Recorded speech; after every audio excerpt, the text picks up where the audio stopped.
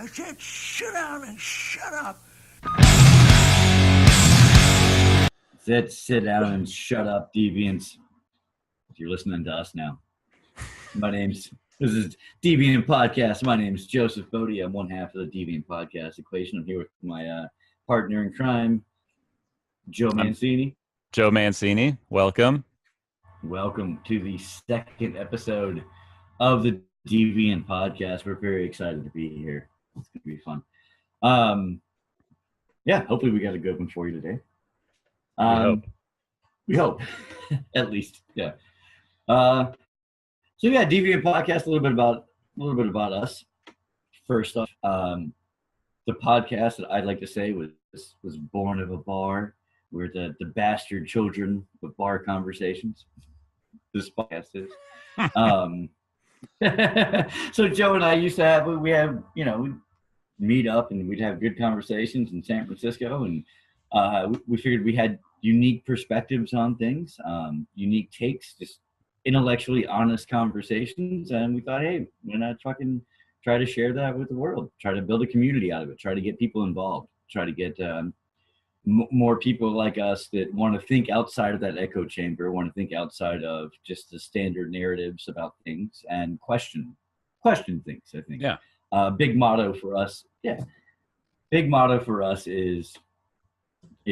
cogency is the only currency. So it doesn't matter your political current, your social current,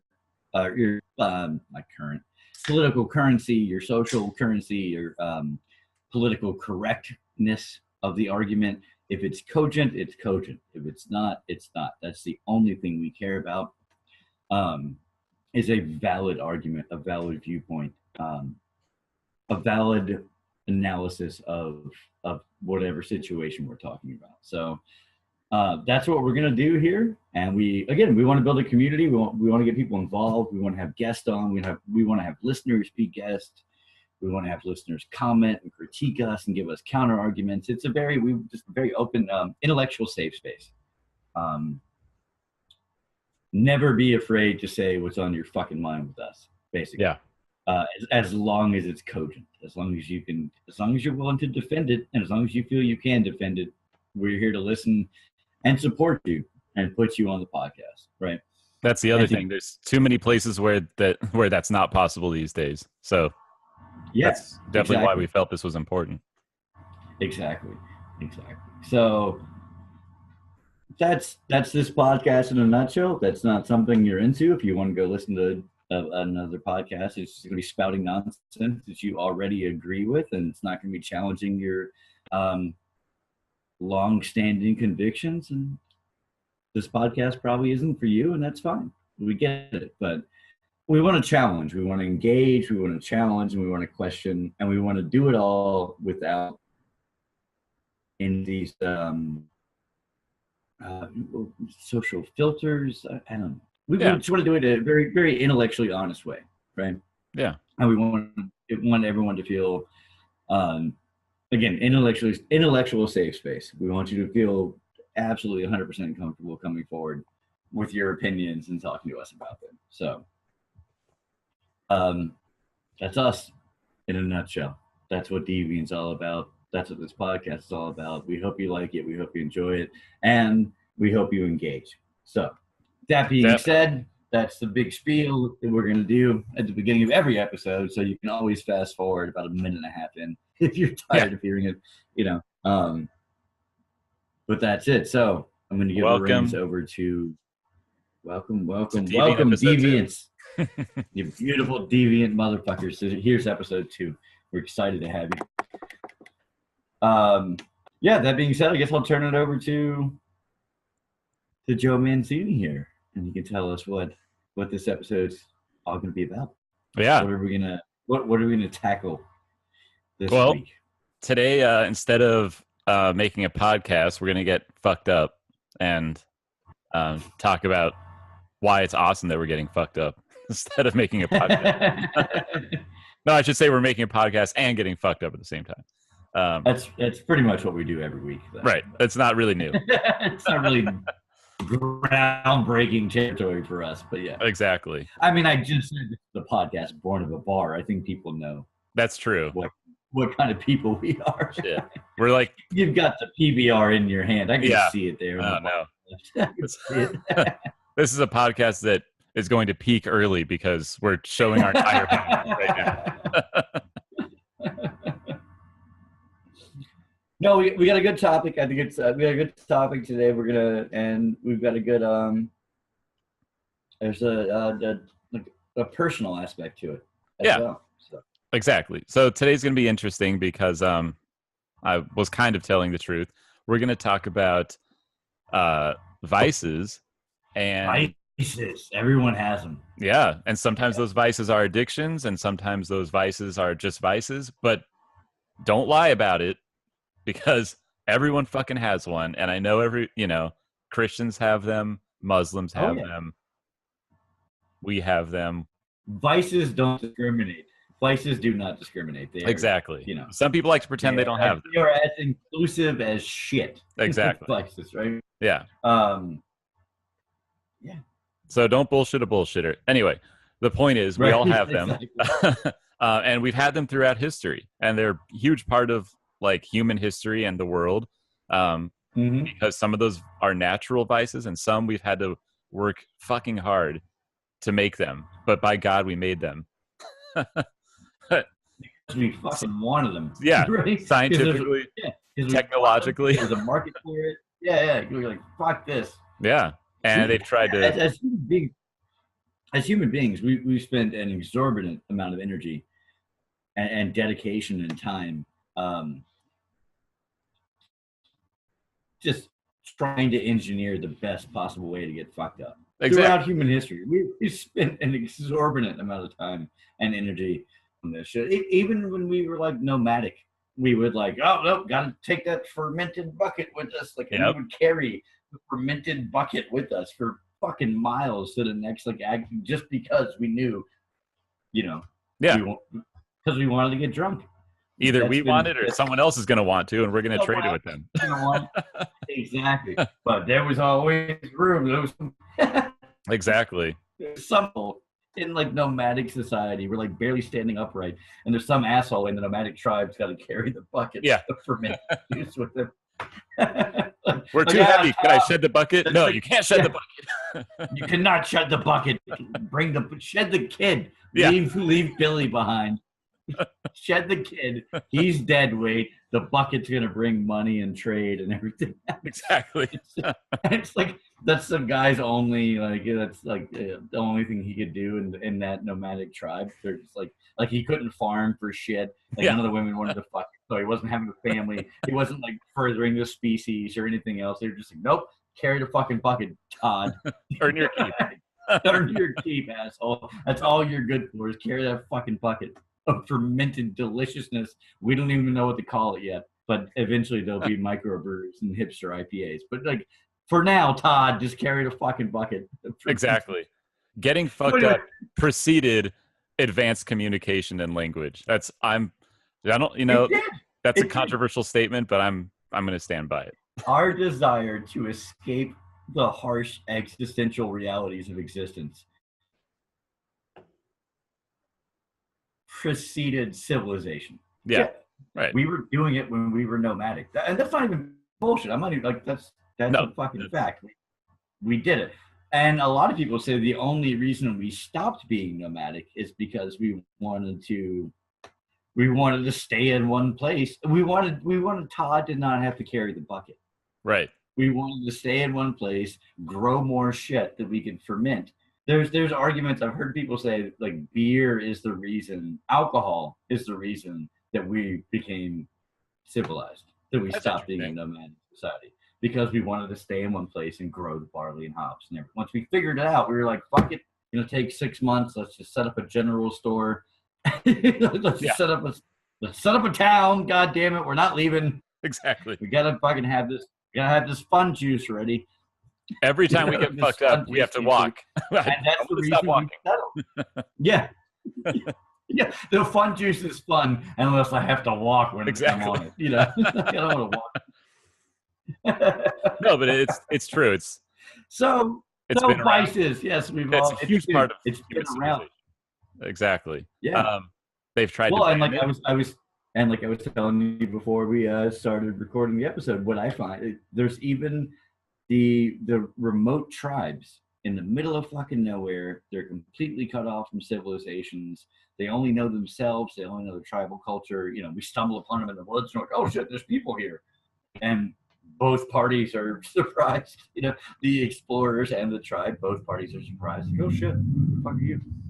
But these tribes, completely cut off and removed from everything else, they grow tobacco, they smoke, they roll cigarettes, and they fucking ferment shit. So even these people in the remotest parts of civilization, cut off from everything else, of no knowledge of, you know, they got their own language, they still devote time and energy to growing tobacco and fermenting shit. Mm-hmm. So that's it. It's vices are something that's very innate, it seems. Yeah. And I think that makes the perfect segue, because we're talking about human civilization, vices and addictions throughout history. And with that comes the exposure to, you know, I guess, alternate ideas of not wanting those vices to be around. So whether it's like drugs or, Yes. you know, pornography or sex, you have throughout history people who don't want those around. And that didn't precede wanting them around. You know, that's only a reaction to things that were already there. So That came later. Yeah. yeah. that the people with objections to it Yeah. came for sure. Yeah. Well, And that's interesting. you know, Todd's wife was probably mad. Right. He's sipping from the juice bucket, getting too drunk on the walk over to the next farm, and she's the one that, like, she was the first fucking Mothers Against Drunk Driving person, or like the first She was the first mad. the first or prohibition era women's movement, the abstinence movement. You know, as Todd's wife way back when we were nomadic, she was like, "Fuck this." Anybody else mad that your husband's drunk all the time off that fun juice? She was. So yeah, there's with the vices came people that objected to the vices. Yes. She was madam because she was Mothers Against Drunk Migration. It's terrible. She was madam. Matt Damon, Mothers Against. I lost that. Never mind. I thought I had a good acronym for nomadics. For nomadic, she was nomads. It was no dash mads. Like, no, they were nomadic, but she was no dash mad. Like, nomad, no fun juice. Put down the bucket, Todd. And That's like, fucking hilarious. I'm good for. And it's the only reason they don't kill us.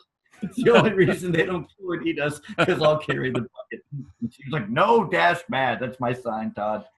I don't know why he's named Todd. Apologies to all the Todds out there. Yeah. You just seem like people that would carry the bucket of fun juice. So I think the deviant part of this is derail. But I do want a fun way. Yeah, we like to get fucked up and have fun here. Yeah.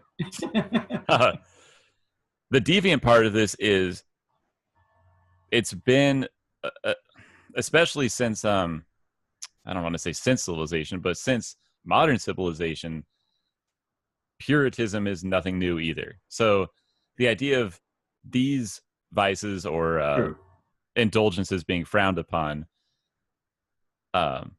is fairly new, but it's popular. And so the deviant part of this is, what if it's just a natural part of life that these vices and what people do to get through their day are maybe not so bad? And yes, we're going to talk about, you know, alcoholism, cocaine, and heroin addiction, because there are people out there who like live their lives, you know, and these are their crutch. Coffee is some people's crutch, but this is their thing. Is it really different, you know? Yeah, and I feel like, I mean, that's the big three, really, like booze, heroin, and like coke or meth, like, and stimulants. Yeah, right. That's a trinity of vices right there. Yeah, the trinity of stigmatized vices. Exactly. Right. Things that we commonly accept will fuck up your life. Yeah. But I mean, look, the fact remains that there are functional addicts out there. Exactly. There are functional alcoholics there, and I'm not saying it's fun. I'm not saying it's a good life. I'm not saying like I'm not endorsing that, but there are people that, you know, can pull it off. I guess can get away with it. You know, for years and years. For years and years, even coke. I know there's a lot of bartenders in the city, man. They're doing coke every day. You know, every night on their shift, they're doing coke. You know, they're holding down a job. They're saving, and these are people that fucking. I see posts on Facebook. They're going on vacation internationally. Like, oh, I'm going to Greece next month, and I'm like, you're a fucking cokehead. How the fuck are you going to Greece? Exactly. How the fuck are you affording this shit? But they're holding down a job, they're doing their shit, and they found that balance where it hasn't taken over. And I think that's the thing with vices is there has to be like you have to keep it in check. You can't let it take over. Right. And become and then like you're the guy on the street, just only thing you want is another 40. Like, you know, your alcoholism has ruined your life so much that you're on the street begging for another beer. That's all. It got to a point that's all you didn't give a fuck about your job, your family, anything else anymore. You just gave a fuck about drinking or doing that next line, you know, and that happens to people. So I don't think it's I'm gonna throw this out early. My thesis statement, my premise would be it's not the vices themselves that are bad, are inherently bad, like booze, cocaine, heroin. It's not inherently bad, these drugs. There are people that can manage them and they can find that middleman. Some people just don't have the constitution or like the predisposition to be an addict, basically, to juggle devices, right? Some people can do it in a way and they can still have control over their lives. They can either be like weekend warriors or they know, like, you know, they cut themselves off. Like, oh, I'm going to do 2 lines tonight. I'm going to do 2 bumps of coke, you know, and they do, and they stick to that, and that's it. And that's part of their like type A, type B, whatever the fuck personality. So it's not the drugs themselves, it's not the vices themselves, it's not the drugs, the porn, the sex, whatever you want to include in the vices category. It's that some people are just more predisposed to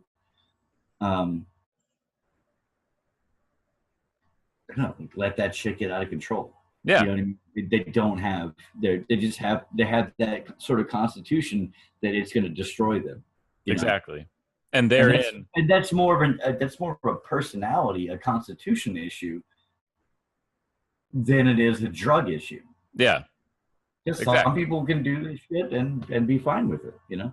And that's where lies the deviancy of this question, because I struggled a lot with like that's how a to very like, deviant statement I just made. I feel like I'm not blaming the drugs, I'm blaming the people. Right. And I thought a lot about like that sounds callous, you know. Yeah. Like how it's your fault, Todd. Put the fun juice jug down. So I was thinking about how am I going to ask this question, because there's a line between deviancy and just like a stupid question. But I knew there was something here, so I was like, I don't want to say this phrase, but I'm actually going to end up saying it. Is it so bad?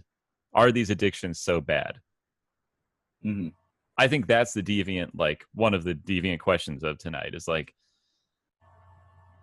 there is plenty of proof that heroin addiction is bad, that people's lives are ruined, and you know, and that goes for the rest of those too. But, and I don't suppose we're going to hear from too many addicts, but there are who fit in this category. But there is a category of addicts who are on the extreme end of their addiction, like heroin use, cocaine use, alcoholism, and they're still in that like very fine area of keeping everything together, you know? And so that's like, that's who we want to hear from, among others, but we are especially going to talk about this idea of like functioning, and you're in that like peak moment of chaos. Like, can I hold all this together? Yeah. I think also, like, and this sounds horrible to say, but it's true.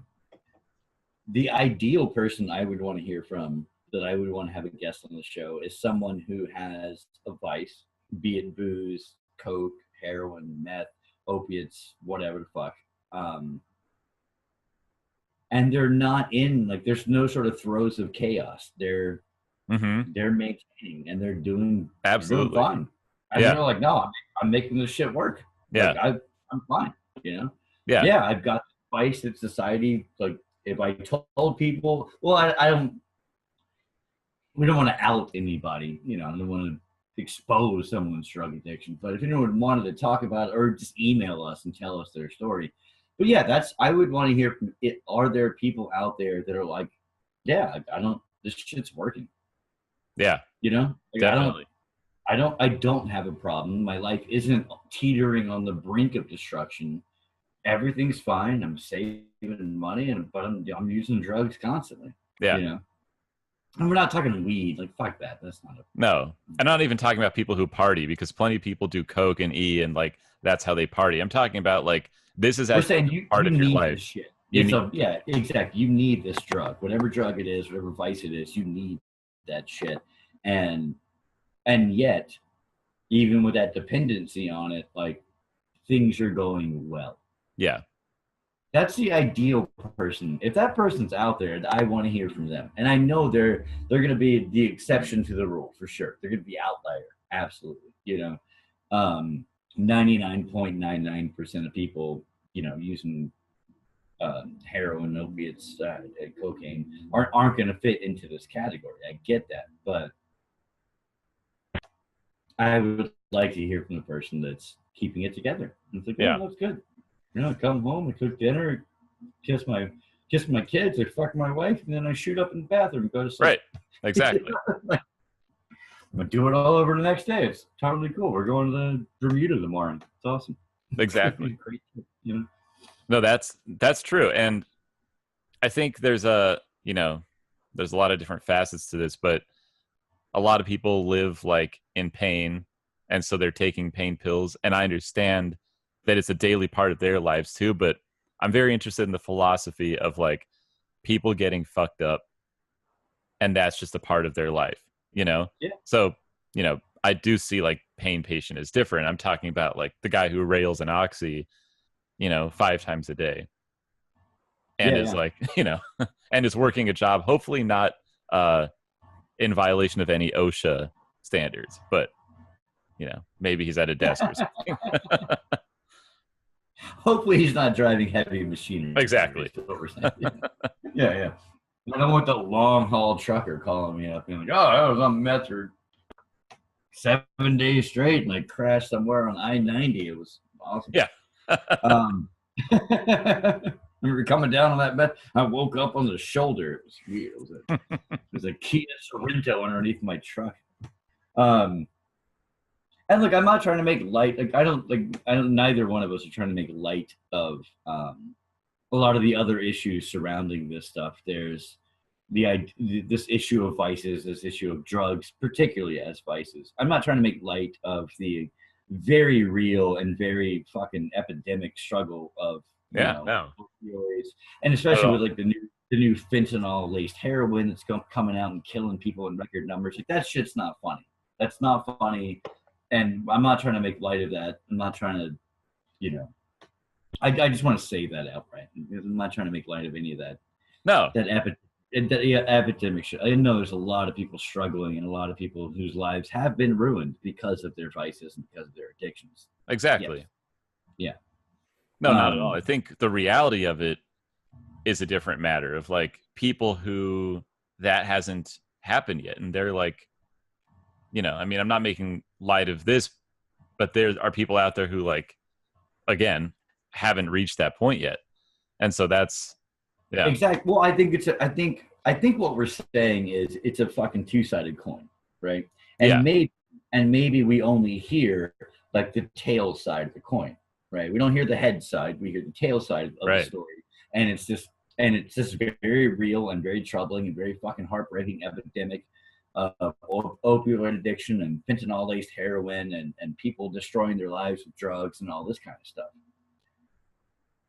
That's very true. It's very legitimate, and it does not need to be like it, and it shouldn't be diminished or discounted or made fun of at all. But the other side of the coin is that there are people out there that, again, aren't only are like high functioning. They have these vices. They're using these drugs, and they're very high functioning, and it's not destroying their lives. Right. And I mean, I would imagine, like, if we heard from any of these high functioning people, I would imagine that, like, income is going to be a big thing. Like, oh, what do you do for a living? Like, oh, I'm a stockbroker. Yeah, you probably. You know what I'm saying? Like, oh, For I'm sure. on Wall Street. Yeah, you probably. What do you do? I work at McDonald's. Yeah, your life's probably fine. You know. Yeah. That would be a huge factor, I would imagine. That's a great distinction to make. Yeah. Yeah, I mean, it's who can get away with being a functional addict and who can't is a big thing as well, you know, and sure. The climate, the socioeconomic factors in which you live in, like, those play a huge factor in it, I think. I would imagine, at least. Yeah. Anyway, so yeah, but not trying to make light of any of those very real struggles. But again, I think it's a two-sided coin, and we hear the narrative that gets the most clicks, that gets the most advertising, you know, opioid epidemic, and these are all very true things. But this sounds horrible, but we never hear the positive side of drugs. Exactly. I mean, let's just say it. We never hear the positive story of, like, the positive side of taking drugs and you know, and having vices. Exactly. Because there's a lot of very famous, very successful people taking a shitload of drugs, right? A shitload of vices. You know what I'm saying? So who will be just fine. And there's a lot of look at Keith Richards, goddamn it. And He's still alive. The fact that motherfucker is still alive. Yeah. Oh God. Exactly. Yeah. And yes, like income and fame is a big part of that, but there's also that, for sure, like low income workers who are going to be just fine too, and they're not about to quit tomorrow because of the news headlines saying that it's an epidemic and people are dying. Well, and again, there's a lot of like middle class kind of shit.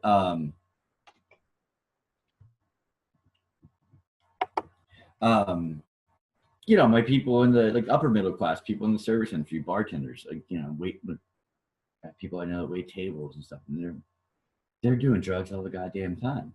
Yeah, right.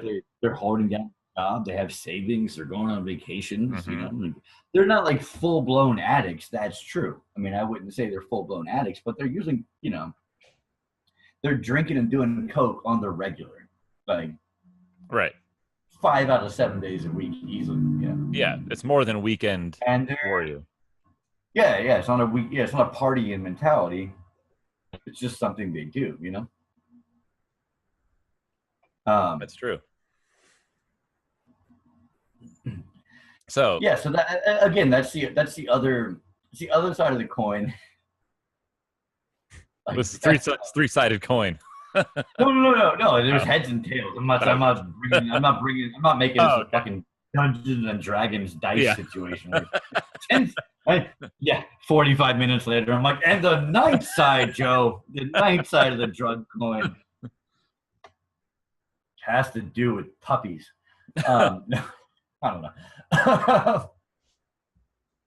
No, I'm just, and that same pernicious, or that same, excuse me, one-sided narrative, that same like negative story about drugs, that was used to get alcohol, that was used for prohibition, you know, to get alcohol illegal, that was used for reefer madness in the 60s to get pot classified as a Schedule I drug. It was not showing the positive side of the coin. And so the deviant thought is maybe same with booze and weed. Historically, we only heard the negative, you know, side of the story, all the negative, tragic stories, how it destroyed lives, how it did this, blah blah blah. And it turns out, obviously, prohibition was repealed, and we're seeing record numbers of states legalize either medicinal marijuana or recreational marijuana. That's the whole stigma against that is going away. And so I think the deviant thing is, why not? Why stop there? Why stop with those two drugs? Maybe there's a different narrative for some of these other vices as well. Yeah, and even like law enforcement and legality aside, by and large, like these are never going to not be deviant ideas. I mean, no one's. This is why we're talking about this, is because the state or the government or the law is never going to say like, well, vices are natural. Fuck it. You know, there's power to be made from keeping it illegal. But the point is, regardless of that, like this is a reality of like that this is just something that's going to persist throughout time, you know? That's what I think. It's going to happen. So, I mean, maybe we can't enforce policy that's like legalize all drugs, but let's look at the fact of the matter that this isn't going away. And that's, you know, that's who I'd want to hear from. And if we could go back in time, I'd want to hear from like, you know, some railroad worker in an opium den, you know? That's like... Right? Yeah. I did. Yeah, we go back and shit. I'd want to hear from Todd carrying the fun punch. I'd ask him how did you get named Todd in such a it's such a Neanderthal side. Yeah. You got Gronk over here, you got Blurg, and then you're Todd. Why the fuck? How did you Todd? Like he's Gronk, he's got the unibrow.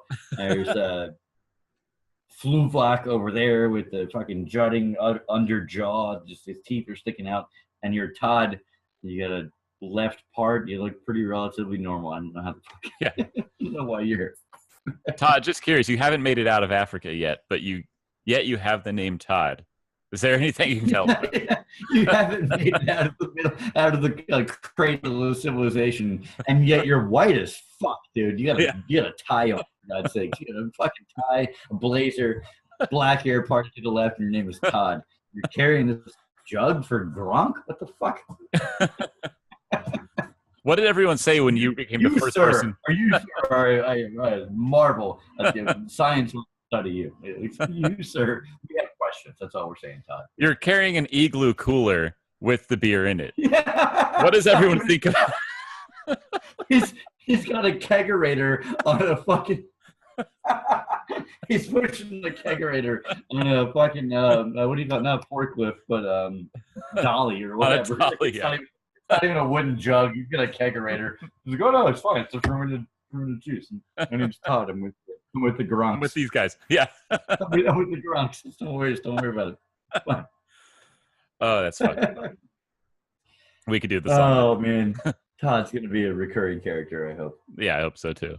If you like Todd, let us know. If not, we'll stop next episode. But I'd like with the well, the hand truck. That's the word. He's got a hand truck. Hand truck. Kegerator on the hand truck. That's right. Such an idiot. There was like a 30-second delay in my thought process for me to come up with I had to go with Dolly. Anyways, so Todd with the most sophisticated Neanderthal Todd with a kegerator and the hand truck will probably be back again because that's I don't know why it's so funny to me. It's fucking hilarious.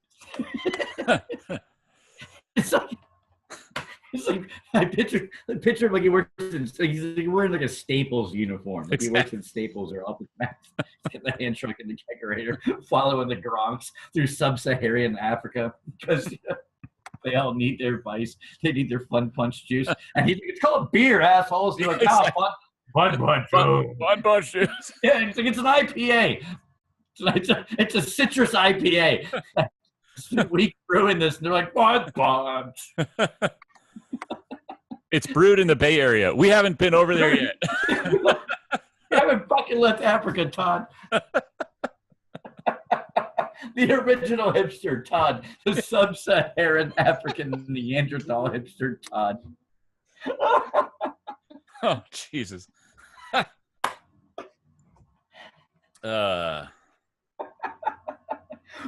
Fun punch. It's a chocolate mocha stout. God damn it. Fuck you, Gronk. Oh man, have we gained any viewers yet? I think. I hope so. All right, so we once again derailed with Todd. I fucking love The original Neanderthal sub-Saharan hipster, Todd. One day that'll be on the back of a shirt, Joe. Exactly. One day it'll say Deviant on the front, right underneath the shirt pocket. It'll just say Deviant Podcast. On the back, no picture, just all like Times New Roman font. It'll say the original sub-Saharan hipster, Todd. And maybe a hand truck. We'll just have an image of a hand truck down at the very bottom.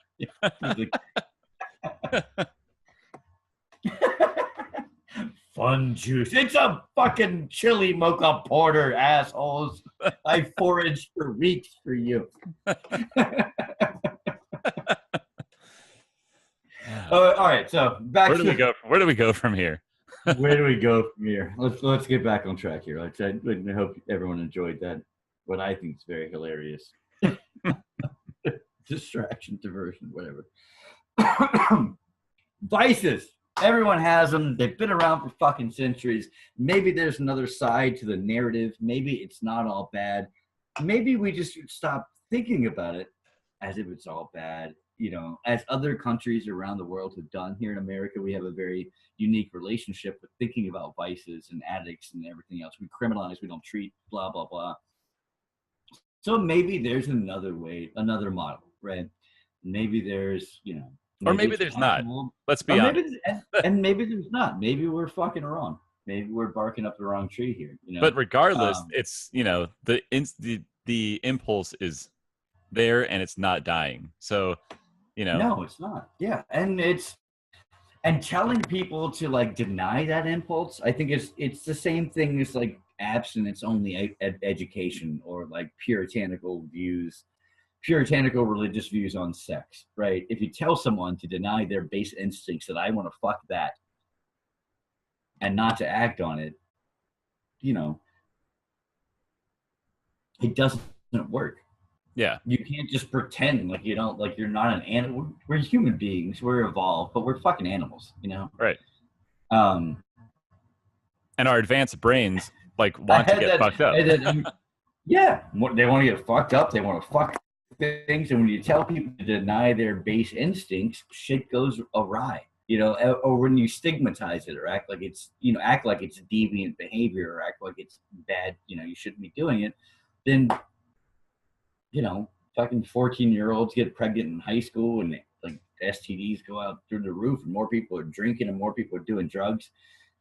And they got started doing it only because it was something they weren't supposed to do, right? Because it was that one narrative. It was that one negative narrative about it. Don't fuck, don't do drugs, don't have fun.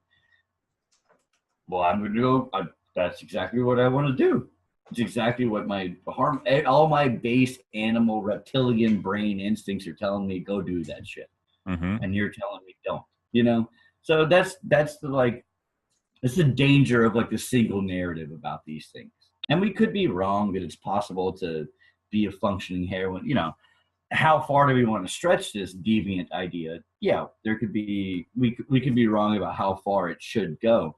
But I do think that you can't tell people, you have to acknowledge that we're animals and we have these fucking base instincts and you shouldn't stigmatize that to such a degree, I guess.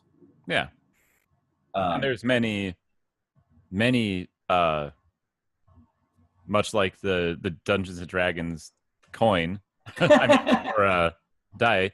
The 12th side of this story, this coin, Joe. The 12th side is there's odds on the 10th side of the coin, and on the 12th side, though.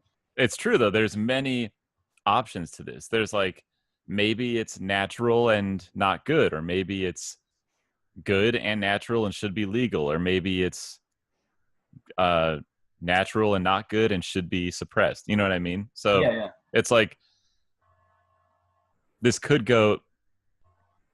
I don't know how to say it. It's not legally, but this is an issue that could go many different ways. I mean, yeah, for sure. That's why I want to hear from people. Is I want to hear from someone who says it's been good for their life. I don't know.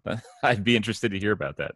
I mean, I want to hear all sides from this. I want to hear the destroyed my life to mildly affected my life to made my life better. I want to hear the whole spectrum. I want to hear every opinion on this that we can possibly get. Like, I'm Exactly. open. I hope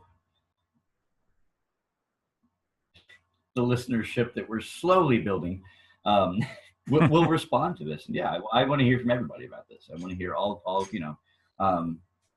Again, like tell us, like maybe there are certain vices that just are inherently detrimental, and maybe we have like an innate inclination to want to do them, even though they're going to be ruinous. I mean, Yeah. like, and maybe that's true. Maybe there's some things that are just going to be fucking bad news, and we should stay away from them. Or maybe, like I said earlier, it's a constitution thing. Maybe it's an individual to individual thing. You know, some people shouldn't drink. Some people are okay drinking. Some people shouldn't do this. Some people can do this. Right. You know what I mean? Right. So, again, it might not be the vices themselves that are inherently bad. It could just be how we as individuals respond to them, or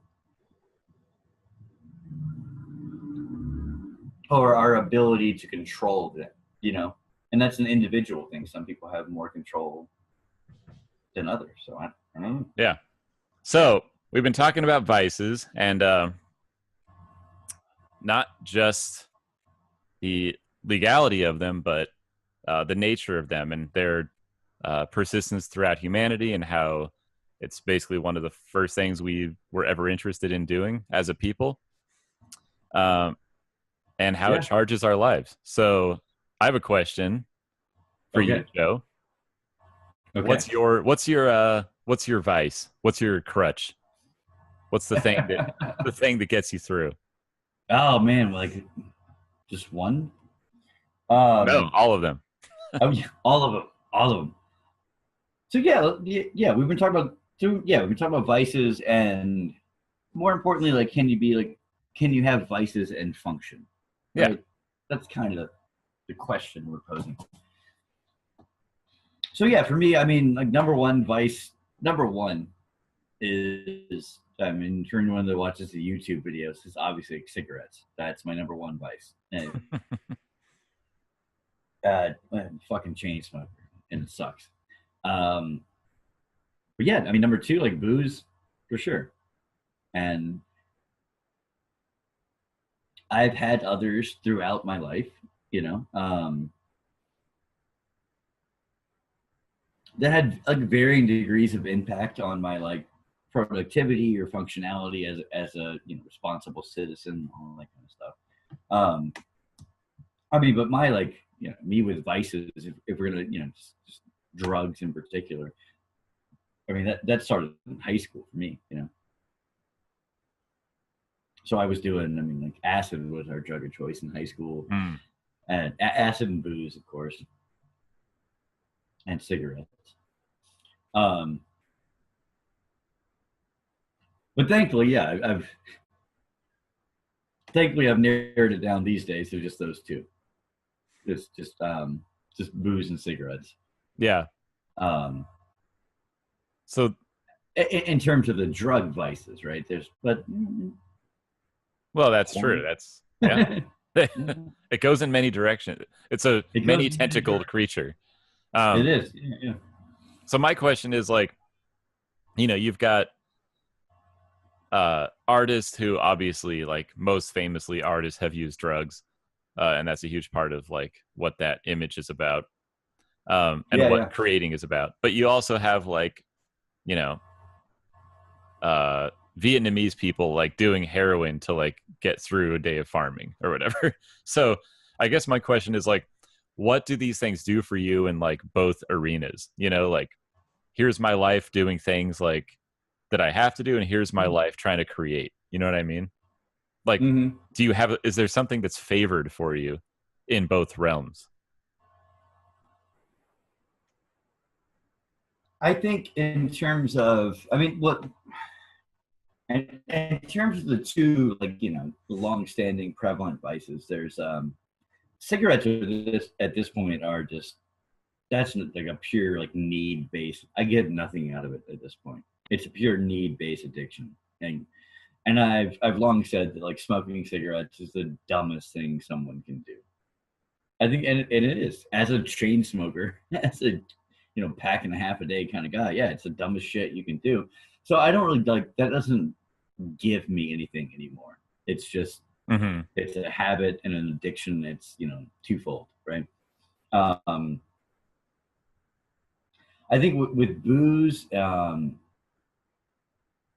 usually don't drink when I write or do anything creative. I don't. Well, I don't drink. Yeah, I might have a beer or two when I start out. I might have a beer when I sit down to write something. I'll sit down. But what it does for me is it gives those, as an artist, as a writer, you're second guessing yourself. There's a lot of insecurities. There's a lot of things you want to get right. And you're always there's a lot of pressure on you. And so I think like lowering inhibitions is where the alcohol helps, which is why I use it as a vice, before sitting down to write something. I have a beer, sit down, write. Yeah. It lowers the inhibitions. It stops me from second guessing myself. Right? And so you can just channel it all there. Yeah. So that's like the creative one. And then yeah, that's more like the cigarettes are just a need-based thing at this point. Yeah. Something I hope I can eventually one day fucking quit, but who knows. And the other one is more it just in creative terms. Yeah, I'm not saying it's practical or it actually helps, but in creative terms, yeah, like I think having a beer or two while you're writing, it loosens you up, and then that's it stops you from second guessing yourself, et cetera. So yeah, good thing. Yeah. I'm gonna have a little vice tennis game here. I'm gonna lob that same question. All right. Lob that same question back, friend, sir. Any add-ons or like the same? I'm gonna go tit for tat. Tit for tat. Yeah. All right. Well, I guess I'm the same way. Like it's been different through my life than it is presently. Yeah. Like I used to smoke a shitload of weed in college. Through college and after. I still like it. I don't know. I guess I still do it. It's just not the same as it was back then. Back then it was like for everything, And I guess everyone goes through a stage like that. Cigarettes too. I'm going to take actually an alternate, semi-opposing stance from yours about cigarettes or about tobacco. Since the basis of this episode is basically us taking knowledge that's like already determined, like heroin addiction's bad, coke addiction's bad. And like dumbasses, we're sitting here questioning it and being like, is it really bad though? Like, come on, what's the good stuff about it? In that vein, I'm going to say the same thing about cigarettes. There's a good songwriter, Van Dyke Parks. I think someone asked him once like what he used to write. And he said that tobacco was the best fuel, I think fuel or whatever, to his creativity. So it's like not fuel, but it's like the most dependable way of like motivating yourself. And so I think like that's been proven throughout time, like going out and having a cigarette and rolling around in your head like what you're going to do. And like there's nothing better than that. No, and that's true. When I'm like working on a story, when I'm like trying to be creative, you take a break, you're, all right, I'm gonna go smoke a cigarette, and you like pace on the back porch, right, or pace on the street, and you think and you mull over, and you smoke and you think and you mull over, and yeah, it's a great break. Like it's really, it's like brain food. Yeah, it's really, it's really beneficial. Like, and that's I think what makes it really hard to quit. Yeah, exactly. And so what I'm saying, as a creative person. Isn't exactly. And so what I'm saying isn't to argue with you about whether smoking's the dumbest thing you can do, because it is. I see. But I also am arguing that because it's like, as with everything else, when you're doing it, it feels like so natural to the process, you know. Yeah, And so it's not like there are no pragmatic uses for it, because there Exactly. are. Again, Yeah. take a break, you smoke a cigarette, you think about what you just wrote, guitar wise, writing wise, Yeah. fiction. Yeah, that was like, So maybe not the dumbest thing. You do health wise, I think. yeah, Because at least if no, you're I shooting agree. up heroin, you're getting high. Like, you're That's true. cigarette smoker, you're not getting high up smoking a cigarette. Yeah, no, It's that's true. not. Yeah. So creatively, I guess creatively is twofold, because my drug of choice and my favorite, you know, still favorite thing in the world is opiates. And so like that's just one of those things that's like not sustainable, but yet you're never going to find a clean addict who wouldn't still say that that was like one of the best things in the world for them. You know, it's just something like everyone acknowledges. Yeah. So creatively, like, I guess that's the god. But there's nothing I miss more than like cigarettes, you know? I think creatively, like, yeah. But just day in, day out, like it's cigarettes are, yeah. Exactly. The one that got away. Yeah. Right. Right. You pine for the cigarette. Yeah, No, it's true. And Bill Hicks had a great joke about cigarettes. You know, he quit smoking, and he was like, "Oh, every cigarette looks like it was rolled by Sharon Stone and like shoved up her cunt, and like, it looks so delicious. I just want to fucking stick it." Like, he had this huge joke of how much he misses that shit, and it's true. Like, I used to tell people, I'm like, "Oh, you know, why don't you quit, or are you thinking about quitting smoking again?" And I was like, "Well, let me put it to you this way: when I'm smoking, I think about quitting smoking once every couple months. Yeah, I should probably quit. Yeah. When I quit smoking, I think about smoking cigarettes every goddamn fucking second of the day. I think about smoking a cigarette. When I'm smoking once a month, I'm like, I should probably quit this shit. When I'm not smoking, every fucking second, every day, is goddamn, I want a fucking cigarette. And that never goes. Dude, I quit for a year and a half. That's the longest stretch I've had. But even after a year and a half, that never goes away. You see people smoking the cigarette, and you're like, God damn it. They're in fucking flavor country right now. That's true. You're like, they're loving it. Oh, I want to be there with them. It never goes away, man. Yeah. And even when you like, I guess I won't use the term quit for me, because when you smoke every day for like years and then you quit, you're done. You know, like, you know that you can't break that boundary or you'll go back to it. Oh, you're going to go right back to it. Yeah. I'm one of those middle ground and probably the most annoying type of person who, like, you know, I smoked a pack a day, but I never got like that serious. I just gradually stopped. And now, like, when I see someone smoking one, I want to bum one. And so, Oh, you bummed one from me before. Yeah. Yeah. You're the worst type of cigarette smoker. I'm the worst type of. You're the casual smoker. You're the guy that can do it. You're the guy we all want to be. Every cigarette smoker wants to be you. Smoke one and I'll put it down. I don't. Yeah. And here I am to just bum them. And I'll just wait till the next time I want to smoke one. It's fine. That's what we all want to be. Like.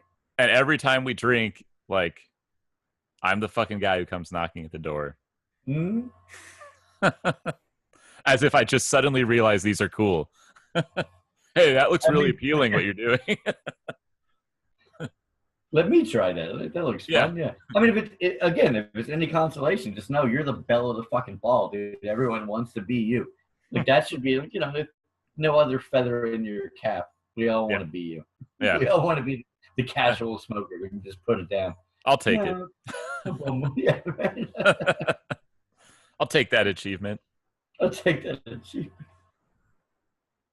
No, there's been times in my life where I did some stupid shit, man. Like, I've had vices that took a hold over me, and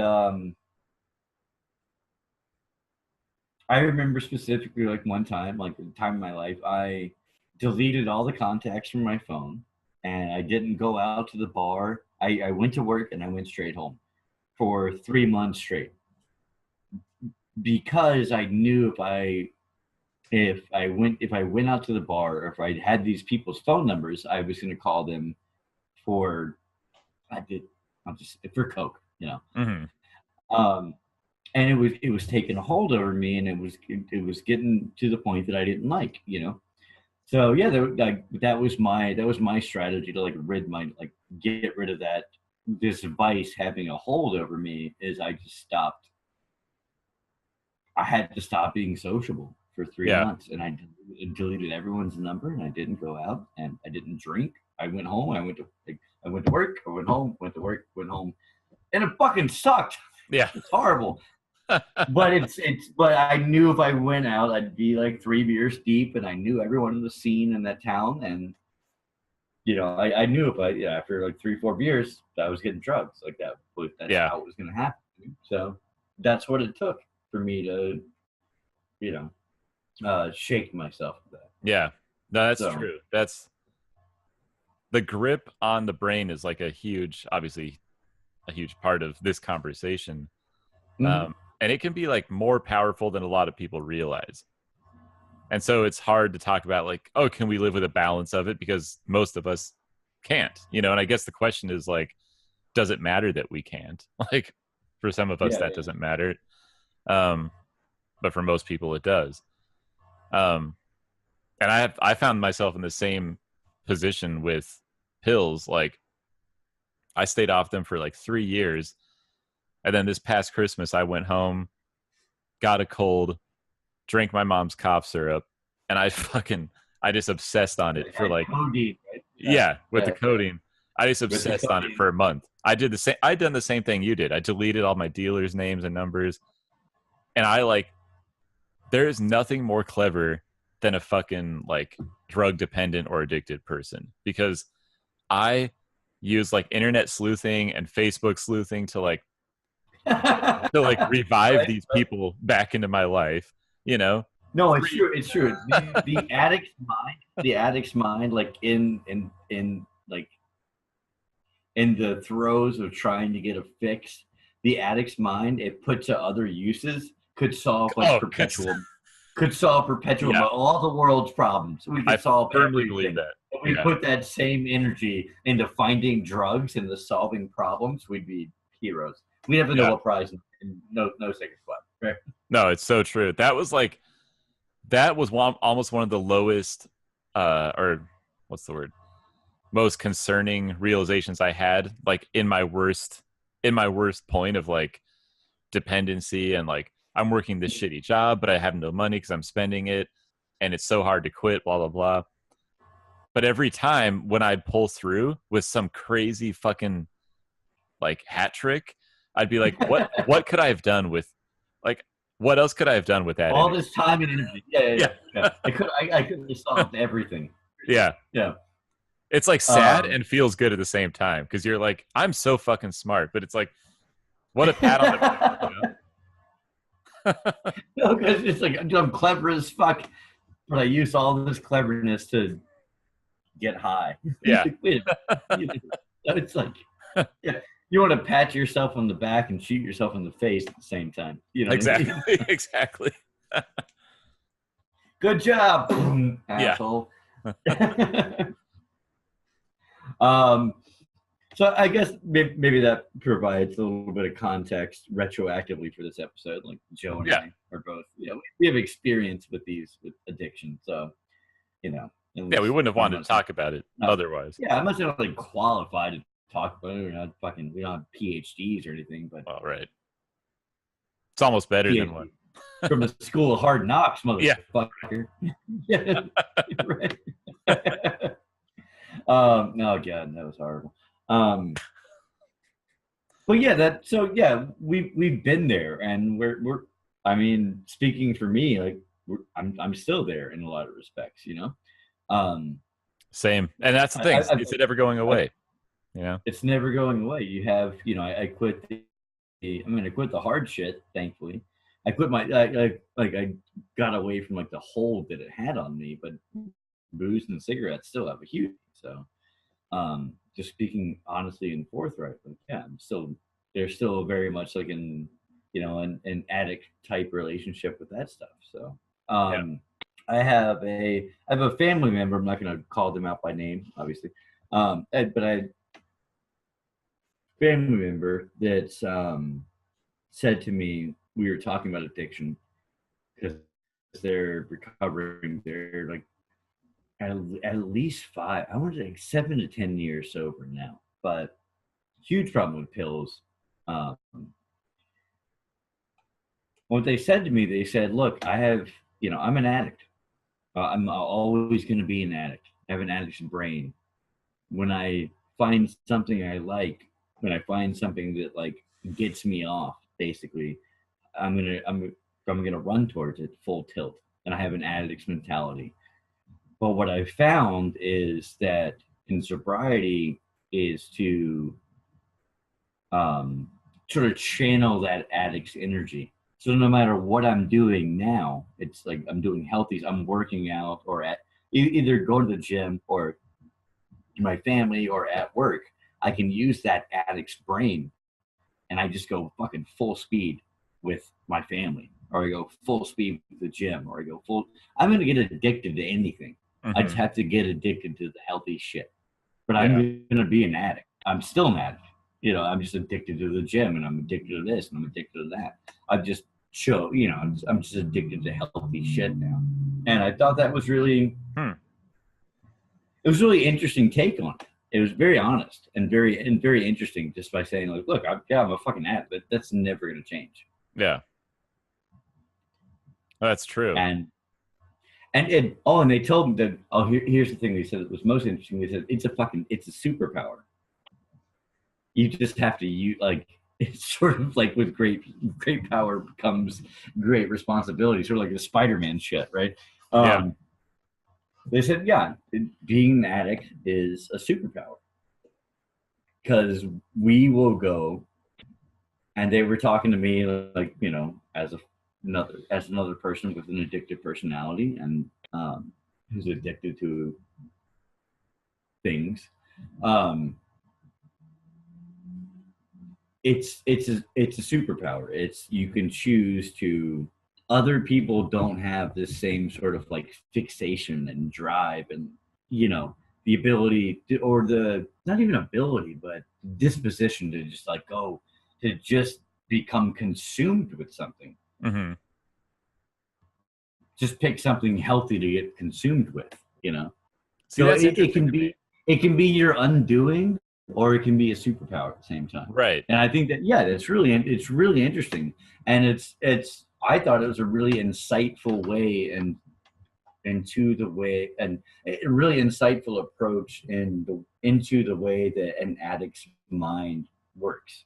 That it's not just you're an addict, period. It's not drugs necessarily. It's drugs, it's work, it's family, it's art, it's music, it's going to the gym, whatever the fuck. But if you're an addict, like you're gonna go fucking full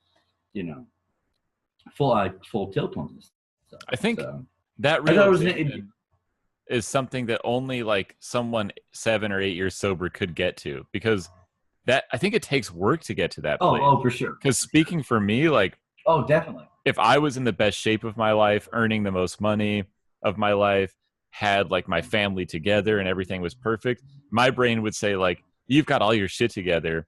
Now it's time. Now it's time for your reward, And so, like, I think it takes a lot of like avoiding that voice to get to that place, where you realize that.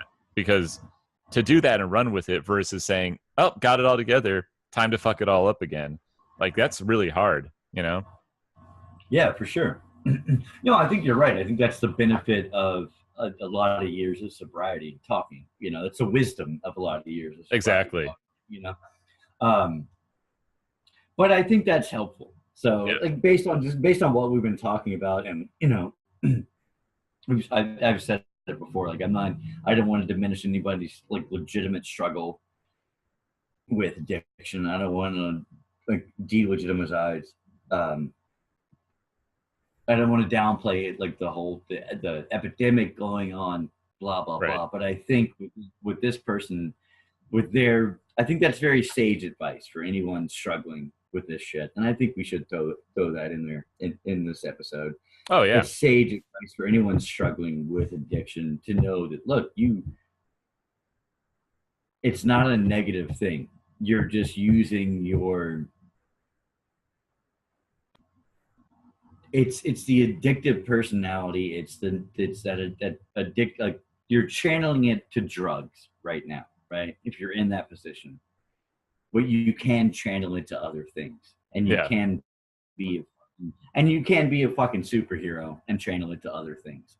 And you're probably gonna kill it way more than like the average person, because you have that addictive. Your addictive personality can be a positive thing. That's what I'm saying. Yeah. And I mean, the reward center of the brain is a hard thing to tumble with, you know, but it's like it can be changed, you know. Yeah. And you're going to get the same, you can get the same like pleasure center reward, like dopamine, whatever drugs in the brain can go on through, you know, whatever healthy task you get involved in, you know. Exactly. I think maybe that's a deviant point. That addicts are superheroes, man. Addicts are fucking superheroes. They just have to be taught they have to be given the resources, they have to be taught how to channel that addictiveness into a healthy thing. But people that are predisposed to get addicted to shit are fucking better than normal people. But yeah, I guess that's my deviant conclusion right now for leading up to the end of the episode, is that addicts you can be a fucking superhero, man. You get addicted to shit, get addicted to the right things. If they had the right help, the right support groups, the right whatever, you can get addicted to the right shit. Yeah. I think it's a good conclusion because it's hopeful, because it's like often a hopeless thing, as much as we still want to like talk about it, which is basically many of the things we talk about, you know. Just because it's bad doesn't mean it shouldn't be talked about. Exactly. And and that's for the, like, you know, addictive personality people. Again, there's people out there with drug habits that are making it work, and this doesn't apply to you. You're not a fucking superhero. You're a casual drug user, and that's fine.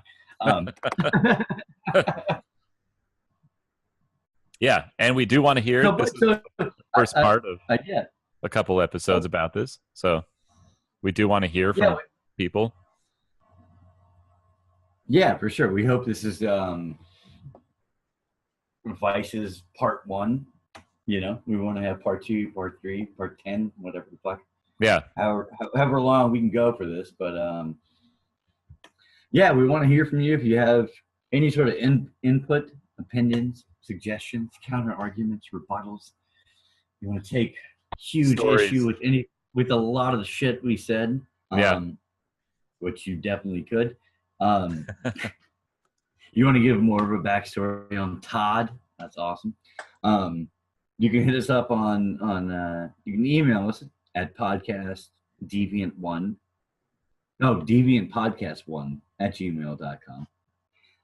you can hit us up on Twitter at podcastdeviant.